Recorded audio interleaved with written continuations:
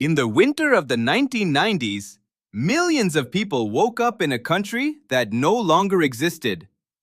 The flag had changed, the rules had changed, and for many ordinary people, the future suddenly felt uncertain in a way that is difficult to imagine today. The Soviet Union had collapsed. One of the most powerful states in human history had disappeared almost overnight.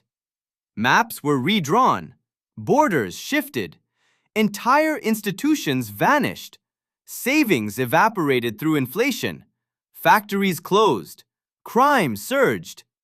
A generation that had grown up believing they lived inside a superpower found themselves living in a country struggling to define itself. How does a nation recover from something like that?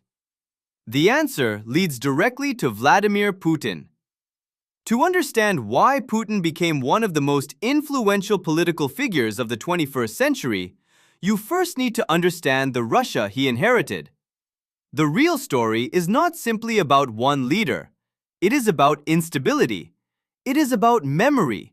And it is about what people are willing to trade for a sense of order. During the final years of the Soviet Union, deep structural problems had already begun to emerge. Economic growth slowed. Central planning became increasingly inefficient. Political reforms introduced by Mikhail Gorbachev opened public debate, but also exposed long-suppressed frustrations. The old system was weakening. Few people knew what would replace it. In 1991, the Soviet Union dissolved. 15 independent states emerged from its remains.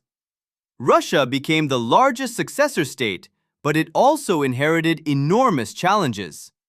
Factories built for a planned economy suddenly faced market competition. Government institutions struggled to adapt. Inflation consumed savings. What happens when the system that organized everyday life suddenly disappears? For many Russians, the transition felt chaotic. Some individuals became extraordinarily wealthy through privatization programs that transferred state assets into private hands. At the same time, many ordinary citizens experienced declining living standards. Wages often arrived late. Pensions lost value. Organized crime expanded its influence. The contrast was impossible to ignore. A small number of people gained fortunes. Many others felt left behind. Researchers studying post-Soviet transitions often point to this period as one of the most economically disruptive transformations in modern history. Economists such as Joseph Stiglitz argued that rapid reforms produced outcomes that were far more painful than many policymakers expected. Trust began to erode. Confidence weakened. Nostalgia grew. By the late 1990s, Russia faced another major shock. In 1998, a financial crisis triggered currency collapse and economic turmoil. The government defaulted on portions of its debt.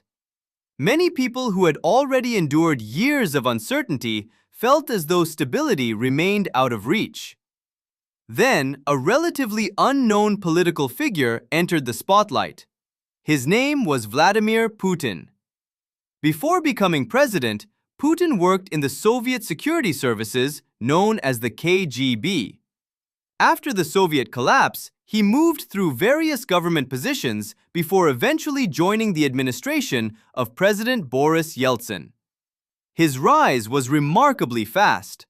His public image was carefully shaped, and his message was simple: Russia needed order. Why was that message so powerful? Because it matched what many people felt. Political scientist Samuel Huntington once argued that political order can become more important than political participation when institutions are weak. Whether people agreed with that conclusion or not, the idea helps explain the mood of the era. Many Russians wanted predictability. They wanted functioning institutions. They wanted stability. When Putin became acting president at the end of 1999 and officially assumed the presidency in 2000, he inherited a country exhausted by uncertainty. His first years focused heavily on consolidating state authority. Regional leaders who had gained significant autonomy during the 1990s faced increased oversight from the central government. Major media organizations encountered growing pressure. Powerful business figures known as oligarchs discovered that political influence had limits if it challenged the state. The balance of power began to shift. The federal government became stronger. Decision-making became more centralized.